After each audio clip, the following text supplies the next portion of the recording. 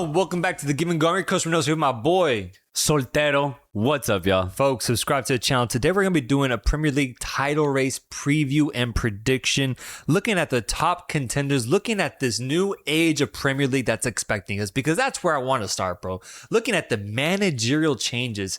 Enzo Maresca coming in for Pep Guardiola. Arne Slot out. In comes Andoni Iraola. Xabi Alonso coaching Chelsea. Mikel Arteta entering a Premier League season now as a champion of this league. More than any other Premier League season in recent memory, this does feel like the start of a new era in England. Yeah, I mean, you look at the last 10 years, the Premier League winners was either Manchester City or Liverpool. So Arsenal winning it for the first time in 20 seasons. It really is the start of a new era, I think, in the Premier League. But you look at the whole table with all these managerial changes, you can see there's so many teams shifting up, a lot of teams shifting down as well. It's what makes the Premier League the most exciting league in the world when it comes to football. I mean, you look at places 3 through 8, right? Champions League, Europa League, and Conference League spots. You cannot predict who's going to finish in which bracket. You just can't. Last season, Bournemouth, Sunderland, right outside Champions League spots. Tremendous seasons both of them had. And the thing is, you look at Premier League's dominance in both Europa League and Conference League. I really am pitting either Bournemouth or Sunderland to probably lift the Europa League trophy later this season because they are that good. You look at Villa, they finish in a Champions League spot. Brighton will be playing in the Conference League. But you look at seasons past and, the teams were different between 3rd and 8th place. It's constantly shifting the Premier League. And there's also teams that are looking to kind of shake off a really bad season. Specifically, I'm looking at Chelsea, who finished in 10th place last season, and Tottenham, who have so much money, they have so much individual quality on their team, but they were in a relegation battle last year as they finished just above the drop in 17th place. There's so much talent, there's so much quality strewn throughout the Premier League.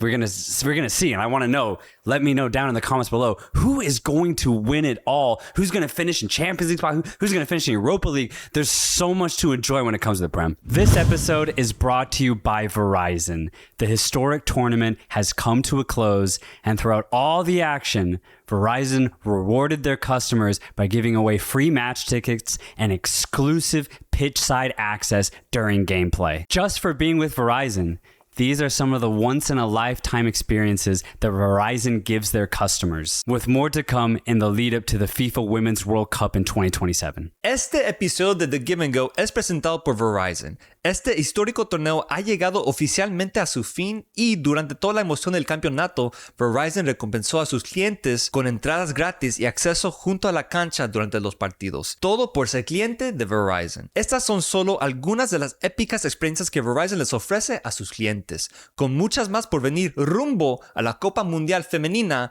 de la FIFA 2027. When we talk about title contenders in the Prem, when we talk about the teams that are looking to improve upon disappointing seasons, the transfers, the money that has been spent this entire summer, there's lots of names that could potentially come up. Manchester United had a great season last year. Why can't they improve upon what they did and actually contend for the title this season?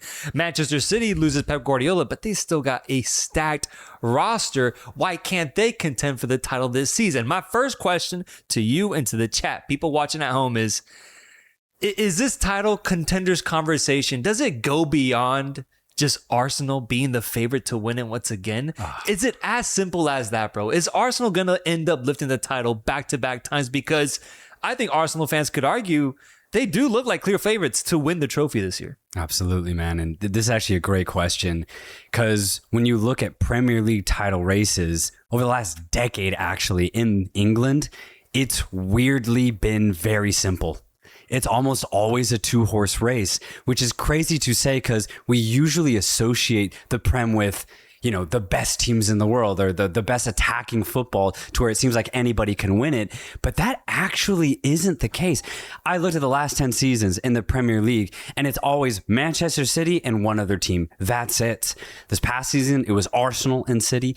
2 seasons ago, it was Liverpool and Arsenal. 3 seasons ago was the only time it was actually a 3-team race between Liverpool, Arsenal, and City. But you go any season beyond that, it's just City, Liverpool, City, Liverpool, City, Liverpool. And that's kind of it. No other team in the Prem usually can match the level of the actual winners on the season. And thing is, man, you look at how established Arsenal are going into another dominant season under Arteta. It is hard to imagine any other Prem team having the same chemistry, having the same unity in midfield, having the same depth in squad to actually match up to Arsenal and take the Prem from them. That's my thing. And when it comes to the Prem specifically, I feel like it's been so proven in the past decade that once you lift that first trophy, once you break that long curse, if you will. Even Liverpool went through it almost 20 years without lifting the Premier League trophy. Then once they did it, it just felt like they overcame that massive hurdle that has haunted them for so long. And so then they ended up winning another Premier League trophy a few years ago because of that. Yeah. Arsenal winning it this past season, I think, is monumental for every single aspect of that Arsenal club. The fan base, the coach, Mikel Arteta, his narrative, his story of falling short year after year, finally overcoming the hurdle, I think is massive for him and his coaching ways with this team. For every single player that's worn the Arsenal jersey, I think lifting the trophy, winning it in the way that they did, and for those fans as well, the fans that I spoke to, not even hinting at lifting the Premier League trophy until it finally happened. They didn't want to believe until the final moment, until it became true. I think it's just a massive obstacle that they've overcome that now will allow them to, in my eyes, with less hesitation, take on the mantle of the favorite for the Prem this season and have that sort of confidence guide them the entire year. That's a very dangerous thing to go up against, a very difficult thing to go up against, because that's the type of mentality that Manchester City had for so many years. Liverpool had. Arsenal has now obtained it, and it's why going into the season, I really do see them as the clear favorite to win the trophy. And looking at the additions that they made, Bruno Guimaraes for 75 million is just adding more to that. It's just adding more confidence. Christos Zolis could be a really exciting winger. I like that addition. Yes, they lose notable players in Leandro Trossard, Kiviar, Norgard, who didn't really play that much, Tomiyasu, who's getting sent out. But Arsenal, to me, just looks basically like the same team as last year, just better. Absolutely. Trossard, we already talked about in our transfer video. It's actually a huge miss. His impact last season, very hard to replicate. But Solis, I think like for like, he's a great winger, and he's direct. He's aggressive. Teta's going to love him. It's a great pick for Arsenal. And Bruno Guimaraes, I mean, one of the best center mids in the entire league. Arsenal now add to that. And you already consider the fact that Arsenal have probably the best midfield in the Prem right now with Declan Rice, Martin Odegaard, and Zubimendi. You have Bruno to that equation. Their midfield is going to be just, twice as strong. It's ridiculous. Their center backs, I think, are good. Yeah, you have Saliba injured, but Arsenal's defense is a system, right? It's an identity. It's not just made up from one or two players. It's a whole system that Arteta has crafted here. Even with injuries, Arsenal's going to be fine defensively. They boast one of the best defenses in England. So, yes, I'm with you. You look at all of that, the players that have left, the players that have come in. Arsenal, for me, are favorites to lift the Premier League title.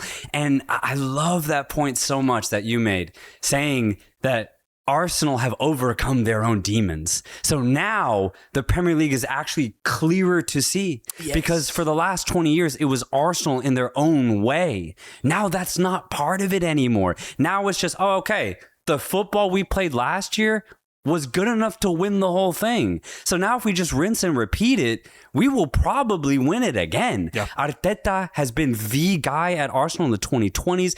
It looks like the players completely take to his tactics. So there's no question about the chemistry in this side. The team is so established in the way that they play. And you can also hope that guys like Eze, who had his first season last year, Gyökeres, who had his first season last year, will be more comfortable this year. You can also hope that guys like Bukayo Saka can have more momentum with his health and be stronger. Go back to that MVP type of season he had a couple of years ago. It'd be nice. It'd be great to see. I think Arsenal should feel really good about themselves this upcoming season. My only question, my only one is, would fatigue affect this side in any way? Declan looked exhausted at the end of that World Cup, bro. He looked gassed. And I do wonder, Will a bit of that Premier League hangover affect this side? I think it might a little bit, but that's why you go and get guys like Bruno. So I think though fatigue might affect this team a little bit, they also went deep in Champions League last season. I just feel like they're so set in the way that they play, they will manage the chaos of the Prem. I mean, I think the answer to that question, I think that happened last year, man. They started off offensively looking much different the first half of the season than the second season. In the second season, I think Arteta realized my guys are playing way too much. Yes, we've got depth, but what I'm asking out of these players is so much that the offense ultimately took a hit and was nowhere near as exciting as I saw it be in those first initial months. So he honed in on the defense. And essentially having the best defense in all of Europe, bar PSG, and it got them to the Champions League final while also winning the Premier League trophy. I think if they encounter fatigue once again, I think we might see a little bit of the same approach from Arteta while having more depth now in the offensive end and also in the midfield sector. I think that's huge. Saliba's injury is a very big thing to note. But it is true that their system. Golden Glove winner David Raya had a great year last year. Timber was incredible as well. Hincapié has been acquired fully by this team to be part of that back line. Mosquera, I thought, came up big in big moments last year for them too. I think the depth is there to make up for Saliba during his absence. And so I feel like we've established it. Arsenal is the clear favorite to win the Premier League trophy. But now I want to open up the conversation to the challengers, if you will. And also, I want to ask yourself, I'll also ask in the chat, what is the cutoff for a challenger? What team do you end up seeing as not worthy of being in that conversation? Because I want to list some of these teams out and know where you stand on them as potential challengers to lift the Premier League trophy. The first name I have to mention is Manchester City, challenger. Absolutely. They have been for the last 10 seasons. Even without Pep Guardiola, their squad that they possess is just so talented. They've played with each other for the last several seasons, so they already know each other pretty well. They brought in some good talent in the January transfer window. For example, Semenyo, Marguehi. The team is set to challenge for the Premier League title, but they do have to answer a big question. Is Maresca the guy to lead them to that title? I like the Maresca signing. What he did in his best days with Chelsea, well, he had them playing some of the most fluid offensive football in the Prem. If he can tap into that with this City side, then absolutely he can go 38 games against Arsenal 100%. But I do see City missing a couple of components in their starting 11 that Arsenal aren't missing. First off, the Kevin De Bruyne factor, right? Since De Bruyne has left, there has not been an attacking midfielder for City that has truly stepped up. Where's Phil Foden, right? He's gone ghost this last season. You need him to step up. Absolutely. That's not something a coach can do. That's up to Foden himself. Then you look at guys like Omar Marmoush, Ryan Cherki. They are being asked this season to rise up to the occasion and become the playmakers for Manchester City. If they have a bad season, the whole City offense will suffer. Even with Haaland and Semenyo in your team, you have to have a playmaker in this City side. You have the players to do it. They haven't fully stepped up in the way that De Bruyne did. Rodri's going to be gone. I think that's going to be a big hole to fill. Anderson, I think, is actually a great signing. I think he can definitely do it in his own English Anderson way. The defense looks great. You have Diaz, you have Guehi, Aït-Nouri, Mateus Nunes provide good offensive threat from wide positions. And of course, you have Donnarumma. So the squad is nearly there, in my opinion. You just have to hope that the players that did not step up last season really take to it this year and give Maresca the best performances that they absolutely can. I just think it's too many questions, man. Too many questions for me to actually see them go on to be the Premier League winners this season. I think the only man that could go on to lift a trophy of this magnitude despite having those type of questions is a guy like Pep Guardiola. That's the greatness of his coaching prowess. But can Enzo Maresca himself, can he pull off figuring out this equation, man? Because this is one of the most interesting Manchester City sides that I've seen in recent memory, where you mentioned the Kevin De Bruyne factor. I still think they haven't replaced truly Riyad Mahrez on the wings. And that's why we've seen so many wingers come through this team and not really establish themselves. Enzo Maresca has to figure that out. He has to figure out how to get the best out of Erling Haaland, because he's going to be scoring his goals, but you have to maximize having essentially the best striker in world football right now. And then beyond that, I'm just curious to know what is Manchester City's identity this upcoming year? What does it truly look like? I can't necessarily knock them right now for not having one. This is what the transition of a coach does to a team. But I want to see Maresca implement a philosophy, a style of football that we see is different from Pep Guardiola's, but is just as successful as what he was able to do in the Prem. I just don't know if Maresca is capable of doing that in such a high magnitude type of situation, because with Manchester City and Arsenal playing as well as they do, you have to win right away in the Prem, bro. You can't lose like more than 2 or 3 games to start off. Like, you have to have good streaks. You have to get points when you can. Maresca has a big job on his hands from the get-go, and I just don't know if he's fully capable of winning week in, week out to win the Prem specifically, but absolutely he can find the best in this team come January, come February, when the games become more tighter, more intense, and potentially there's UCL hopes instead. I just think the Prem is a really difficult task for Maresca, a tough ask out of a coach that is just now settling into Manchester City. Do you have them finishing below 3rd place? Is that what I'm sensing here? Not below 3rd. Okay, so it'll still be a top 3 side. I think I still see them above a Liverpool, a Chelsea, a Villa. Yeah. But there might be another team in Manchester that tops them. Absolutely. Before we get there, I do just want to add, I love how Maresca looks like Pep.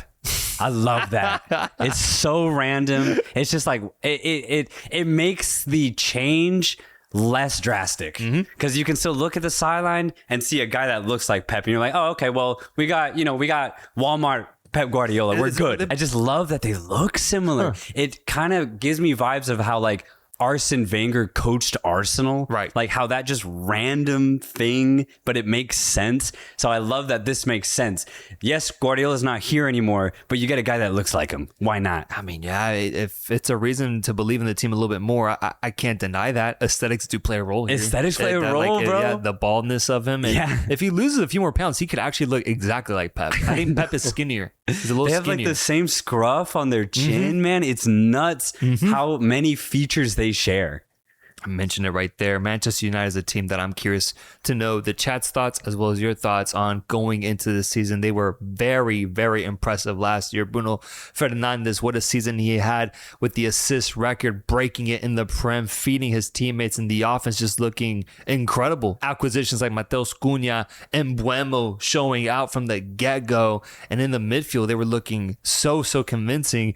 And now in the transfer market, they've been active as well, acquiring Andre Santos for 50 mil from Chelsea, and then notably Yuri Tielemans from Aston Villa for 35. They let go of Rasmus Højlund, who was already gone last season, but they officially let him go, and Casemiro ends up saying goodbye to join Messi in Inter Miami. But this Manchester United side, in my eyes, I think is a strong contender to build off of the season that they just had and actually improve upon it and continue the momentum that we saw, which means potentially a top 3 finish in the Prem. And if all things go right, they could be the team to get 2nd place, in my opinion. Yeah, Manchester United might have one of their best seasons in the last 15 years this upcoming one.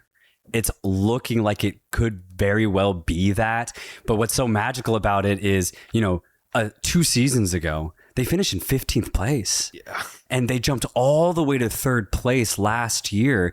But it wasn't because they were holistically good throughout the whole season. It's because Michael Carrick came in and put in one of the best interim jobs in all of Europe. From January to May, the second half of the season alone, United only lost 2 Premier League matches. If anything, they were actually the best team in the Prem for those 5 months. And if they can continue that form and play that way over the course of the entire season, then Manchester United is absolutely a title contender for the 2026-27 Premier League season. I'm really excited for this team, man. I really am. The only real player they lost is Casemiro, as you already mentioned. That's a tough one to replace. He was fantastic last year, especially under Carrick. But you get in Santos, you get in Yuri Tielemans. You try which one works best alongside Kobbie Mainoo, you're going to be fine. But as you already said, the way that offense was flowing with Fernandes as provider to Šeško, Mbeumo, Mateus Cunha, Amad Diallo, it was one of the best offenses in the Prem in the 2026 calendar season. So for United, it really is just about playing the exact same. Incorporate these new midfielders. If they do that, they will be in the title race. So they already have the proof. They already have the evidence that they can be a top 2 side in the Prem. Now just execute it. Do it. That's it. That's what's crazy. Most other teams in the Prem do not have the evidence right now. Manchester United do. I'm super excited for them. Of course, though, it's one thing to do it over just 5 months. Can you do it over 10 months?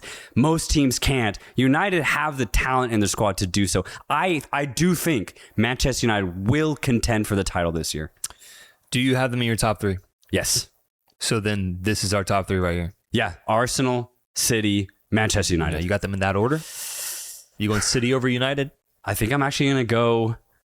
I'm going to go on a limb here. I'm going to go United as having a better season than Manchester City. This is the most, and I'm a Liverpool fan, so I don't mean this outside of my analysis perspective, but this is the most pro-United I've ever been going to a season. Yeah, man. Okay? I know it's weird to separate those things, but we got a show where we talk about soccer, and I got to try to be objective. I'm just saying, I think Manchester United is going to do great while also hating them anytime my beautiful Liverpool plays against them. I have to make that very clear.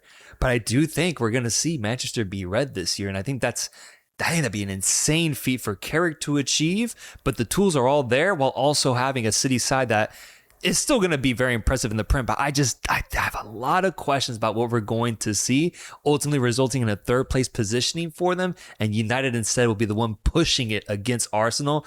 Can make for some really fun games, especially when those two play against each other in Old Trafford or at the Emirates. Yeah, it's going to be such a great season, man. For United, I am just a little nervous about them having the label of title contenders because United haven't really been in the title race whatsoever. I think they had one good year in 2019. That's it, man. Outside of that one season, they've usually been no higher than 4th place. So we're asking this United team to do something that they essentially haven't done since 2013.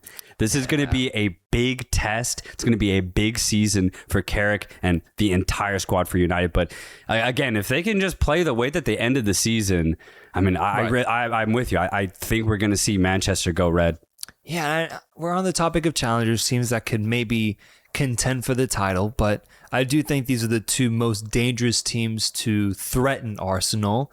But even with that, I think it does lead me to double down on the idea that I think there is a gap between Arsenal and whoever is next, if it's United, if it's City, because of what you just presented. I can't, at the end of the day, I can't give a team like United or City that full belief that they can go week to week and win the games that are needed while also playing European matches and dealing with depth issues, injuries, everything that comes with a full grueling Premier League season.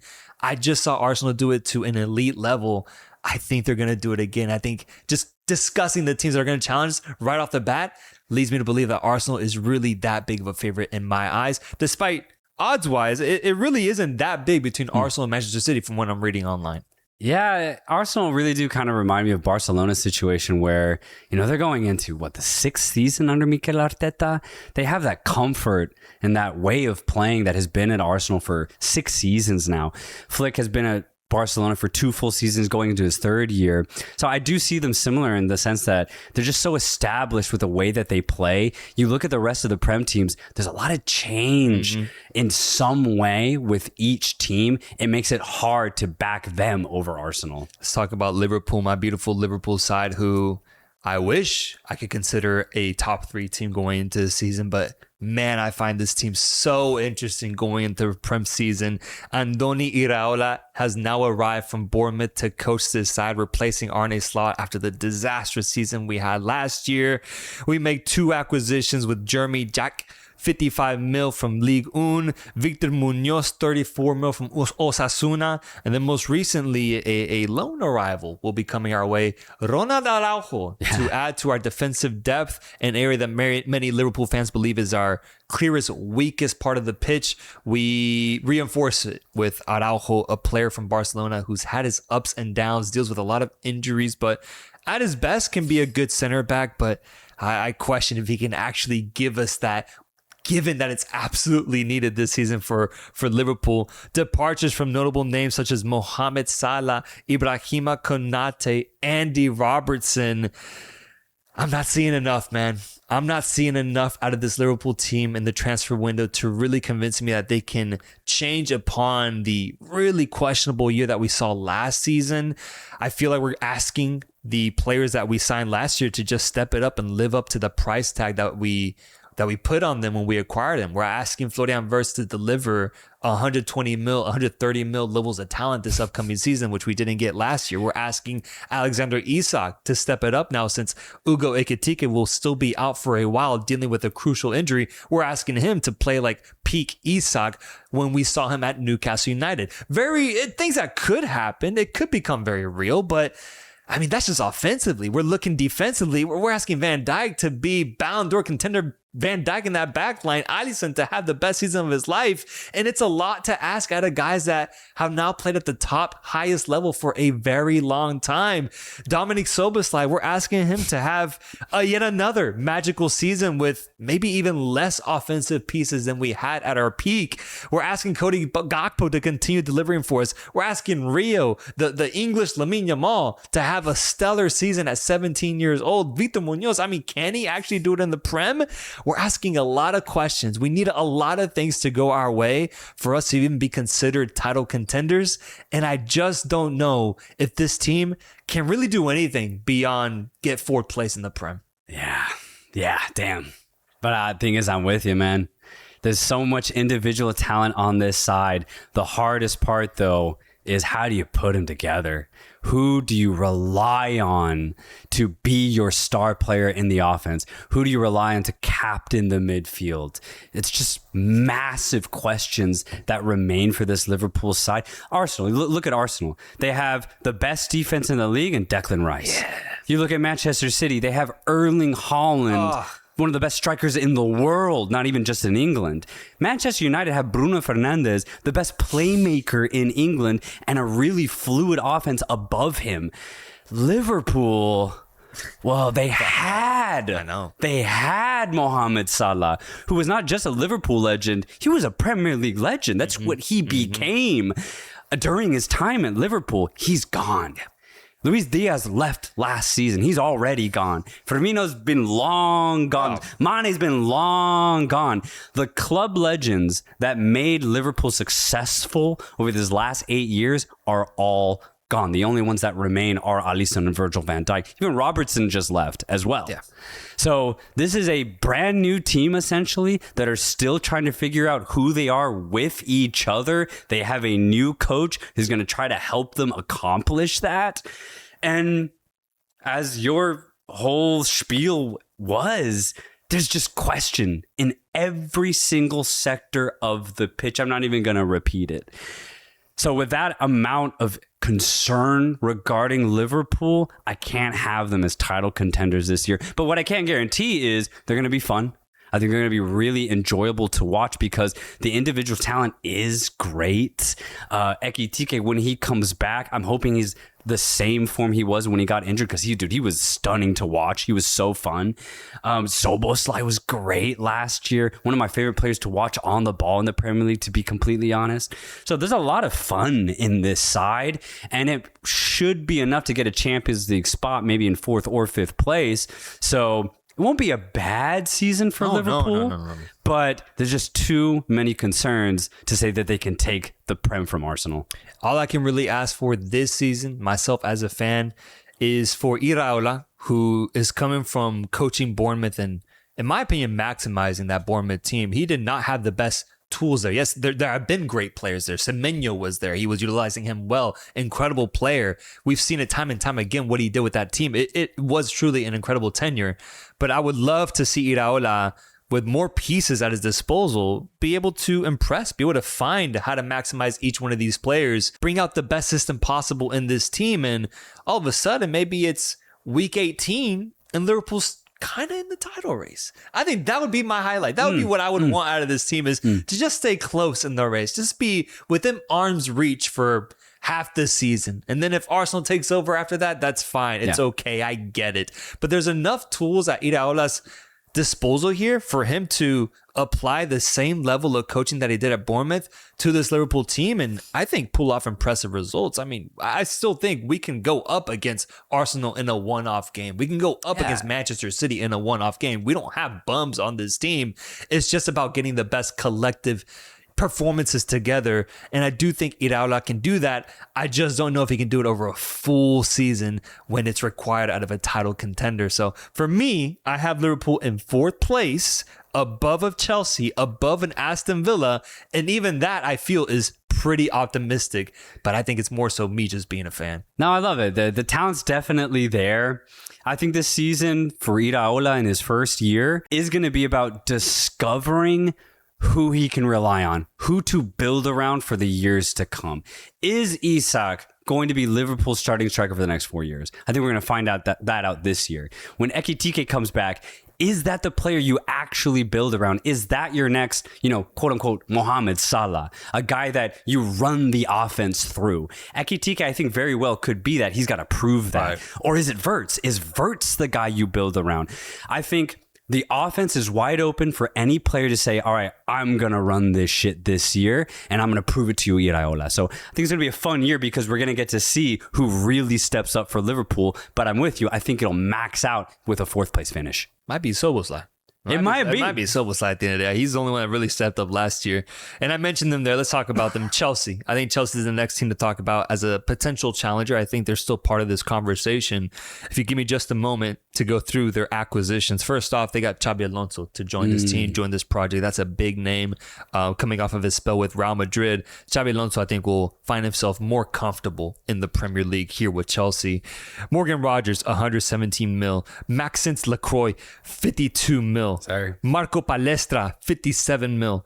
Giovanni Kenda, 40 mil. We saw him ball out last year with Sporting CP. Okay. Valentin Barco, 34 mil. Dang. Yeah, that one was kind of crazy, man. Yeah, Emmanuel Emega, 21 mil. Danny Welbeck, 5 mil. Jordan Henderson on a free. They spent money on Welbeck? Yeah, they spent. They didn't get him for free? Brighton, baby. Brighton got business. Brighton might be part of this conversation. Harrison Betoni. I think they're still trying to figure out if that's a free transfer or whatnot. But those are the acquisitions they made while at the same time losing the notoriety of Marc Cucurella, losing Andre Santos, losing Tyreek George, and then finally of the players that I consider notable because they lost more players. Alejandro Garnacho has officially left Chelsea Football Club. It already happened. Garnacho is out. A lot of movement within this Chelsea team, and funny enough to me, it's kind of the same question I've had out of them going into a Premier League season that I've had for the past 4 or 5 years. They've made so many acquisitions. They've gotten so much talent while already having stellar talent on this team. How did they make the most of it? Right. That is the question. And right now, Chelsea are in the era where they're asking Alonso to figure that out. I think Alonso is the guy. We saw Chelsea, their best moments these last 2 seasons were when they were going hard under Maresca's tactics, right? A guy who is a tactician. Alonso is a tactician.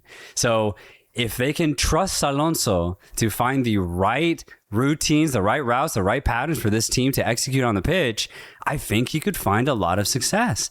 But the problem is, for Chelsea, no matter who the manager is, it never lasts because there's so many players on this side. And there's a lot of ego. And I don't think ego is a bad thing, but I think it makes it very difficult to have a consistent starting 11 where everyone sticks to their role. Alonso's got to figure out how to start both Palmer and Rodgers. You can't have one on the bench. You have to play both. That's a massive ask. I don't know if that's actually possible. You might be begging for an injury, Loki. No, absolutely. Make things easier for him. It would make it way easier for him. This is a hell of a task. And then you have to say, okay, João Pedro's probably going to be your starting striker. Do you have anybody else? You have Liam Delap there. Do you want to use him? You look at the wings, no Garnacho. Okay, that's fine. That's great. We saw Neto struggle a lot last year. Stevao, he's coming off of an injury. Is he really going to be the winger for Chelsea? There's questions on the wings. You look at midfield, you have good talent, of course. And Enzo Fernandez, Moises Caicedo. There's no question there. But are those the guys that are going to take Chelsea to a Premier League title? Is it time to shift things around? Because they've been there for a while. They've been there for a long time, and the play is good, but they never announce themselves as the best midfield in the league. They never do. Can Alonso turn them into the best midfield in the Premier League? Again, a crazy question. There's just so many questions to ask for this team. I think it's too much. The talent is always top notch, though. The quality is always insanely high. It's what makes Chelsea so entertaining. Because like Liverpool, I think Chelsea on a one-off game can beat anybody. But over a course of a grueling 38-game season, I just don't see Chelsea contending for the title. But the thing is, they have so much talent on this side that absolutely I could see Chelsea finishing in 4th or 5th place. Xabi Alonso is known as such a tactician for making his players work, for, you got to buy into his system for the best football to be played. You don't think he's a little pissed that they sold Cucurella, bro? Yeah. It's like the perfect Xavi player, man. For real. He's just trying to figure things out now without him. But beyond that, I think it concerns me, bro. It concerns me. Coming off of 10th place in the league, I hate to do this, but I think my take with Chelsea will be the same thing. I think they'll have good moments to start off the season. I think they can take it to the top teams and even beat them in one-off games. But come February, last time that was the deadline for me was Valentine's Day. Come Valentine's Day, I just don't see Chelsea being part of the title contending conversation. And I think I'm going to say the same thing again, despite having such incredible talent. It's a damn shame, bro. I know. It's a damn shame. It might not even be Xabi Alonso's fault this year, but it's a damn shame that they have too much to play with, that I think it overcomplicates this team. If they could simplify this squad, if they could just focus in on Estevao being that wonder kid on the wings and feeding Joao Pedro that Brazilian connection while Cole Palmer is behind them just fiddling, that would probably be the best system for this team. But for some reason, they choose to overcomplicate it by getting more players into that offensive sector of the pitch and bringing in more questions, more egos that need to be satisfied. It's going to be a tough task for Xabi Alonso to figure out. But if he does, then I think this would be a massive indictment on just how great of a coach Xabi Alonso is. I think he ended that spell with Real Madrid with a lot of people feeling questionable, like, damn, he couldn't make the most of that Madrid squad, even if they didn't buy into his philosophy. It's world-class talent. He couldn't figure it out. I think if he's able to have a top 5 type of finish here in the Prem with this squad, I would see that as a success, coming off of what they finished at last year and just knowing what Xabi Alonso has at his disposal to start the season. Yeah, and I'm looking at the players this year specifically, because they know they can play great football, right? They won the Club World Cup. Maybe not the most competitive tournament out there, but they still did it in style. And that was just a year ago. So the potential is clearly there. So I'm looking at the players to ask themselves, like, when are they going to start playing top football? Because they know they can. Premier League title winning side is hidden in this squad. You just have to sift through 47 players, man. It's ridiculous. That's crazy. It's crazy. So yeah, I'm getting tired of Chelsea just as a neutral, as a fan of football who recognizes how much talent that they have. I'm tired that they fail to maximize it season to season. I don't think it's going to be any different this year. They're going to be so fun to watch, but I just don't think it'll get them higher than 4th place. I'm hoping the players look at themselves and be like, yo, bro, we got Palmer in this side. We got Morgan Rogers. We got Joao Pedro. We got Caicedo. We got Fernandez. Let's play top football. Palesar's coming in from Atalanta. He's a great Italian young prospect. Come into the side. Let's play good football. But man, they just don't have any momentum. They don't have any history to say that they can go 38 games against Arsenal, City, United. If we consider last year's Chelsea to be the team that finished in 10th place in the Prem, but also won the Club World Cup, is this Chelsea better? Are they better or worse than last year? I mean, honestly, I think they're the same. I mean, I think Cucurella, he's irreplaceable. There's no other fullback out there that's like him. For me, getting Lacroix is huge, but his partner center back, it's either going to be Arda Bioyo, it's going to be Levi Colwill, it's going to be Fofana. Those 3 guys, just for me, aren't good enough. They're just not. So that's a hole that's in your defense that Xabi Alonso cannot fix. There's always problem right now with Chelsea's wingers. Do you put Palmer out there? Do you put Rogers out there? Can you rely on a young player like Estevao? So Yes, there's a lot of change. Maybe they were able to fix some errors that they had last year, but for me, it averages out to them being the same. Chat, let me know your answer to that question. I think it's very closely. I'm going to try to be optimistic. I would say they're slightly better. I think they're spending almost under 20 mil. Morgan, that's a great player. So I got to think he has some sort of positive impact on this team that wasn't there last season. Palmer does get injured. So he plays a similar role. When Palmer gets injured, step up Rodgers. And now you don't have as big of a hole missing as you did last year. Great point. Chelsea will be a team to watch. Now, here's my next question is this the cutoff? Is this the cutoff for... At this point, I mean, I don't think we consider Liverpool and Chelsea true title contenders. Is this the cutoff for teams that are going to challenge for the top 4, top 6? Or does a team like Aston Villa deserve to be talked about? Newcastle, Brighton, right? Crystal Palace. Where's the cutoff for challengers of the Prem? I look at Villa, and dude, they've been great these last couple of years. You know, finishing the top 5 is no easy feat. They've been fantastic under Unai Emery. They do lose Rodgers. They get Manzabi. Great, you know. They lose Tielemans. It's okay. They have the midfield depth to handle, I think, a guy like Tielemans leaving. I think they're going to be fine. I really do think that Villa can be just as good as they were last year. But that's the thing. There was still like a 20, 25 point difference between Villa and Premier League winners Arsenal. I think it's going to be kind of similar. I think Villa will be good. I think there'll be moments where they play really good football, especially on the offensive end of the pitch. But I look at their center backs, you know, Lindelof, Pau Torres, Mings, Konsa. I just think there's something missing there. And I also look at their midfield. Even when Tielemans was there, their midfield is never fully convincing to me. So I think Villa will be exciting this year. They have great players, but it'll end somewhere similar around that 5th place spot. A team I kind of want to similarly put in that conversation or speak in a similar way about is Tottenham, but I almost feel like I can't, bro. It feels wrong to me to talk that highly about a team that almost got relegated last year. It just feels wrong, bro. They're something that I've truly never seen or experienced in my football watching career, if you will. A team to be so close to being in the 2nd division, spending so much money, revamping their squad completely to a point where I'm like, they could finish 5th. They could? They could finish, or even 4th place. They got Tonali in the midfield, bro. That guy's a baller. Yeah.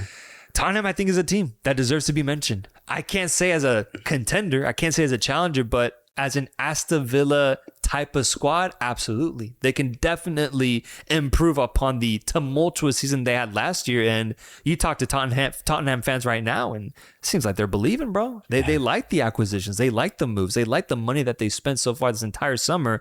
Tottenham themselves knows that they have to do more with the Prem than what they did last year. That scare that they had, I think, truly made them realize as a club, we need to challenge. We need to be much better. Our expectations need to be much higher. And that's why you see acquisitions like Sandro Tonali be made, a true winner in the midfield. Oof. I think Tottenham will be potentially a top 6 side in this league. It's just crazy for me to speak about a team like that was so close to being in the championship. It is crazy. And that's what makes the Premier League what it is, because every team has so much money. Tottenham have a ridiculous amount of money, though. I mean, they're spending like the Real Madrid, and they almost got relegated. That does not happen in any other league in the world. It's exclusive to the Premier League. So we have to mention Tottenham. We have to. And they spent like 300 mil. They bought a whole new defense.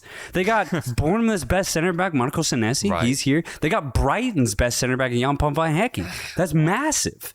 And then you look at the midfield. They get Newcastle's best midfielder in Sandro Tonali. And they bring in one of the better midfielders that was at the bottom of the table, Mateus Fernandes. It's a good pick. Individually, their offense is also very, very talented with guys like Odegaard, James Maddison, Xavi Simons, Kudus.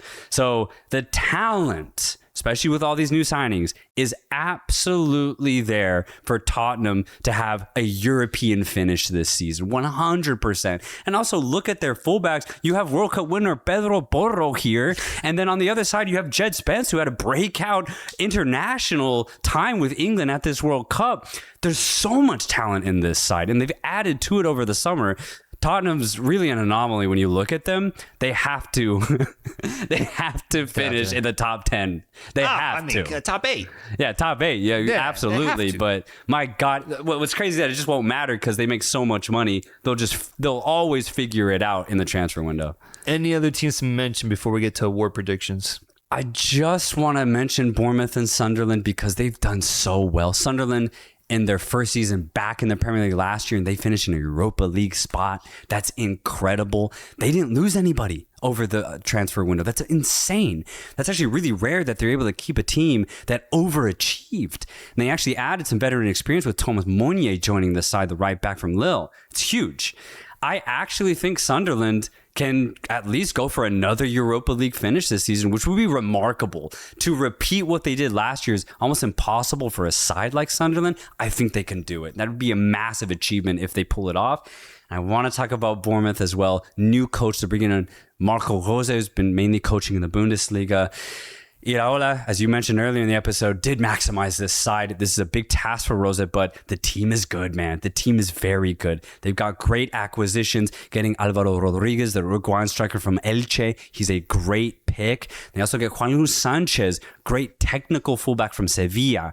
So you look at the team, the only player they lost was really Senesi, and they replaced him with Benfica center back Antonio Silva. I love what Bournemouth have done. They have the same team with the replacement players. So who's to say that Bournemouth, first off, might be able to win the Europa League. And also, I think they can actually contend for a 5th place Champions League finish, man. So I'm looking at Bournemouth and Sunderland to not contend for the title, but have a very strong season, try to finish maybe in a Champions League spot. Folks, let me know your thoughts on all these squads, your prediction for each team. And if you disagree, let us know down below which team you're maybe a little bit more high on than we are or more low on than we are. Let's do award predictions for the Prem. Player of the season, young player of the season, manager of the season, Golden Boot, Golden Glove, playmaker of the season, player of the season. Who's going to be the best player in the Prem? For me, I feel very safe, very secure, and predicting that Declan Rice wins this one right here. I think if I have Arsenal lifting the trophy, it's almost a surefire thing that Declan Rice is going to be playing at a 10 out of 10 level throughout that entire run. The offensive pieces, I think they're hit or miss, man. Bukayo Saka, How is he going to play? Martinelli, is he going to be the guy? Gyökeres, is he going to be having a stellar, wonderful season? He might, but I just know for a fact that Declan Rice will be the guy this season. That's my pick for player of the year. Yeah, I mean, if Arsenal are my pick to win the Prem, which they are, I think Arsenal will go back to back. Then it has to be an Arsenal player. Thing is, for me, what makes Arsenal special is their defense.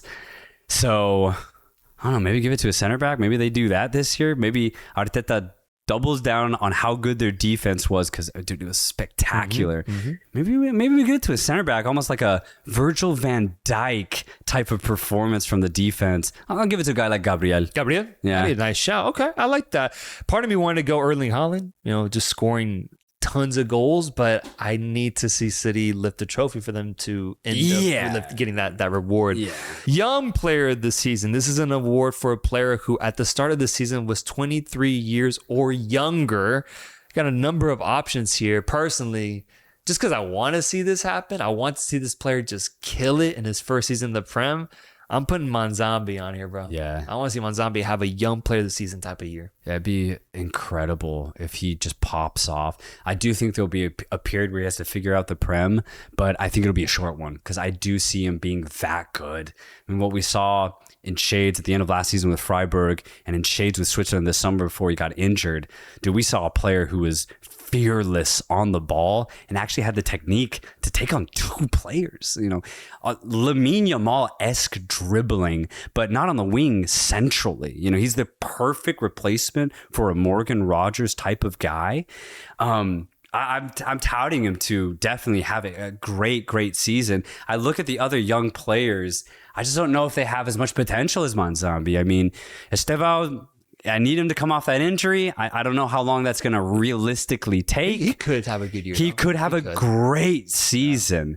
I just wonder with how many wingers Chelsea have, what his ultimate position is going to be. Is he going to be starting a lot? Is he going to be on the bench a lot? I still think there are questions there. So I'm not going to I wouldn't nominate him. And then you look at kind of everybody else, they really are relying on players in their prime. So for me, Manzambi is the standout young player to hope that he can have a breakout year. I like that. Manager of the season. This is the next one up. I really just see this one as if Arsenal wins it, then Mikel Arteta is probably going to get it. Getting back-to-back Premier League trophies is, I think, worthy of getting the manager of the season. But you could also give it to a team that ends up overachieving, maybe this is a prize squad, like what we saw Sunderland do last year. Maybe this is a team that gets into Europa League territory or Champions League territory that maybe wasn't touted to get there. There's definitely some nominees here, but I gotta go Arteta. I think Arteta does it again. Yeah, Arteta will get it if Arsenal win, but if Manchester United can go all the way, maybe not even win it, right? But if they can lose it by like 3-4 points, then I would give it to Carrick. Yeah. To flip United's fortunes over the course of 18 months. Yeah. United have been looking for that for 15 years. I would give it to Carrick if he's able to go the distance. Golden Boot. This might be the easiest one. Erling Haaland. I just don't see any other striker being as clinical, man. Like, I really don't. United spread the wealth between Cunha, Šeško, and Buemo. Chelsea, Pedro does a lot, but he's not going to outscore Haaland. At some point. He's going to get injured at some point. Arsenal don't have clinical strikers, right? They don't. No. Gyökeres and Havertz are not known for their clinical ability. They rely on baby. Isak, maybe. Yeah, we get prime Isak this year. You get prime Isak this year. I think you get close to Haaland numbers, but I think no matter who I pit against, I'm always going to pick Haaland, man. I have to. It really is just a question of who. It's more tough to guess who gets second at this point. Yeah. Erling Haaland's going to win that. Golden Glove. Best goalkeeper of the year. Last year, it was David Raya. If I'm touting Arsenal as the Premier League champions, that's going to be by playing good defense. He's going to win it again. Yeah. For me, Raya deserves it too. I think he's a great shot stopper. He's really active. His goalkeeping actually off of set pieces, I think, has improved over the last couple of years. So he looks to be a goalkeeper in his prime as well, not just a goalkeeper who relies on stellar defense in front of him. So I'm going Raya. Last one is playmaker of the season for the player that acquires the highest number of assists. Last year was a special year with Bruno Fernandes getting 20 plus, I believe. I mean, he was so good last year that I gotta trust him to do it again, man. When we're talking about getting assists specifically, bro, this is like the Chris Paul of the league, man. Like, he's gonna put up numbers, he's gonna feed this team, and this team is just looking more set on building around him and setting him up with successful players on the wings and up top to just keep having him boost those numbers up. I got Bruno Fernandes doing it once again, playmaker of the year. I hope he can do it again because he was stunning to watch when he was in full flow with United, man. It really was like watching prime De Bruyne. It was something very similar, but in his own Bruno way. And what I love about United too under Carrick is they run specific plays that puts Fernandes in assist-making situations. So you can almost back him to do it again because of the way United's system is set up. They'll have Fernandes come to the ball deep, and then he spreads it wide. Then he goes to the top of the box, gets it, he has his pick. He's their set piece guy on every dead ball situation, and he's just class, man. He's just class at picking out perfect passes. It's got to be Fernandes as the front runner for it. This episode is brought to you by Verizon. The historic tournament has come to a close, and throughout all the action, Verizon rewarded their customers by giving away free match tickets and exclusive pitch-side access during gameplay. Just for being with Verizon, these are some of the once-in-a-lifetime experiences that Verizon gives their customers, with more to come in the lead-up to the FIFA Women's World Cup in 2027. Este episodio de The Give and Go es presentado por Verizon. Este histórico torneo ha llegado oficialmente a su fin y durante toda la emoción del campeonato, Verizon recompensó a sus clientes con entradas gratis y acceso junto a la cancha durante los partidos. Todo por ser cliente de Verizon. Estas son solo algunas de las épicas experiencias que Verizon les ofrece a sus clientes,